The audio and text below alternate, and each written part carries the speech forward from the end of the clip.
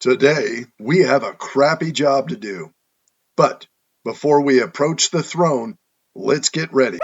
Hi, and welcome to Yeti at Large. This is a channel focused on making the most out of what you have, no matter where you're at. Thanks for tuning in and helping out. We're up pretty early because we have a rough job to do today, all jokes aside. We have to rebuild our Dometic 310 RV toilet.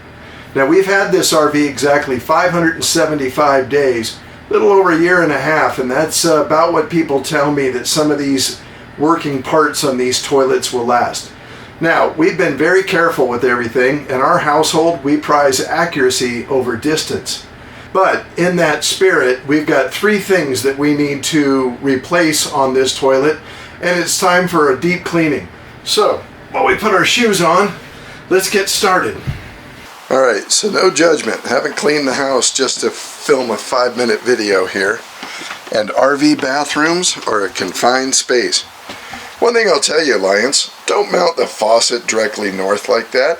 Put it off to the side where you could actually get your face in there, brush your teeth, and wash your face. This sink, borderline unusable. I do love my glass doors on the shower, and I'll never give them up. I think that shower curtains are disgusting and glass doors are a small sign of luxury. The item in question today, the Dometic 310 RV toilet. Couple things that go wrong with these, and let's take a look at them. Biggest challenge we're facing right now is the foot pedal valve is letting just a little bit of water out of it, and yes, that's clean water. We've checked to make sure everything is snug and it's not leaking back there. We're pretty sure it's coming out of that valve, so that needs to be addressed. And then the flapper valve, this black gasket around here, that started letting water past it so the bowl would never hold water. We started by adding coffee water, hot water to it so that it would help it reform, and then a little bit of faucet grease underneath, and that bought us several more months of use. But now I think it's time to just replace it since we're going to have the whole thing out. And while we're doing that, we'll replace the seal gasket on the bottom, give everything a good scrub, and reinstall it. Let's get started. When I took delivery of the RV, I stocked about every spare part you could imagine, including tools. This toilet's held on by two 11mm bolts and one water connection. It has a plastic base but a porcelain top. So in no time, it comes straight out, and as you can see, it's a standard flange. Let's take this outside and sanitize it one more time, and then we'll come back in and clean the area without the toilet installed. That'll really help us to make sure we get a deep clean, look for any damage or other issues, and it's good maintenance. Oh, look at that. Excellent QC, Alliance. That's clearly where someone drilled out a water line. Whatever. Not busting their chops too hard. Let's head outside and get to work. Now, I got my table out here that we use for outdoor stuff, and I'll start by disassembling each part we have to replace. That foot valve has an interesting little attachment. It's basically two screws and a pressure pin. When you push on the foot pedal, it activates the water. One of the frustrations is I have PEX clamps for the 1/2-inch hoses that the RV has, but Dometic, in their infinite wisdom, decided to use a different size hose. So that's not going to work. Fortunately, I also inventory regular old-fashioned hose clamps. We'll go ahead and install one of those. Little trick though, when you're taking off those PEX clamps, cut them crossways, not horizontal. They come apart very easy that way. Great little tip that one of the techs taught me.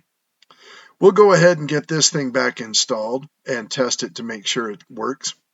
I like doing the parts one at a time because it keeps things kind of separated and you make sure you're putting stuff in right side up. Tore my glove, so I'm going to replace that.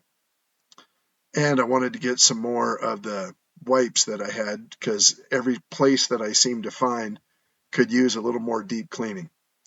Well, there's the valve and it went straight in. Let's do the bowl gasket. I soaked it in some hot water to make it as flexible as possible. And the old one comes right out. No damage. It's just worn.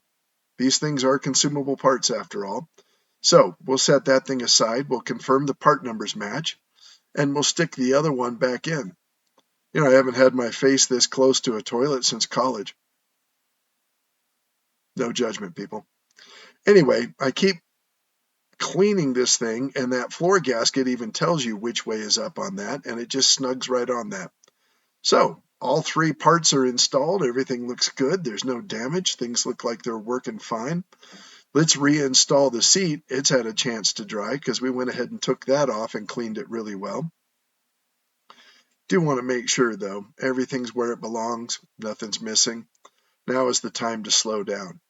I know maybe a hand-tight connection, half-inch threads, doesn't need a little bit of Teflon tape, but I'll put a couple of wraps on that just to act as insurance.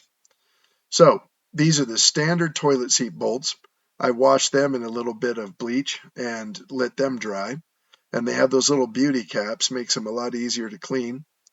I know they say you don't have to use heavy-duty hardware, but I like to make sure things are snug without over-tightening them. Everything's coming back together beautifully. I haven't priced one of these, but I think they're in the neighborhood of $300, $350 for these nicer toilets. I'm glad that we've invested altogether about $35 in parts that we had on hand in the first place. I'm happy. Let's put it back in. As you can see, I have the new bolts in place just like a standard home toilet. They drop right in even if this bolt on this side's a little hard to see with the foot pedal assembly in place. A couple of washers, a couple of 11mm bolts, and it goes right in. You can see I'm putting my weight on it to try and compress that foam gasket. It's got a pretty positive spring rate, which gives me hope. We'll hand tighten the water supply. Everything looks good. Let's turn the water back on.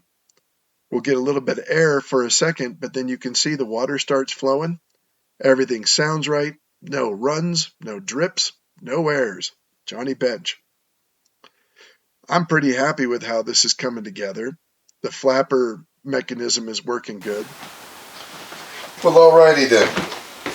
Total elapsed time on that repair was about 1 hour and 45 minutes, including cleanup and all the tool put away. I've reordered those exact parts that I put in, the valve, the floor seal, and the bowl seal. They'll be here in a few days, and we'll get those back in inventory for the next time we have to do this. RV toilets are notorious for needing routine maintenance, not like a home toilet is near as much. Over the course of owning this, we've done several videos where we've really gone over a lot of details and made some minor modifications. I'd encourage you to check all those out if you're interested. And Alliance, I'm open to a call. You guys should follow up with me. I have much more to share. Thank you for coming along and hanging out. Please like, subscribe, share this video with a friend. Leave a comment down below with your questions or inputs. I'd love to see what I missed on the video or any observations you guys have. In the meantime, I'm going to take the scooter out for a ride, get a little knees in the breeze time.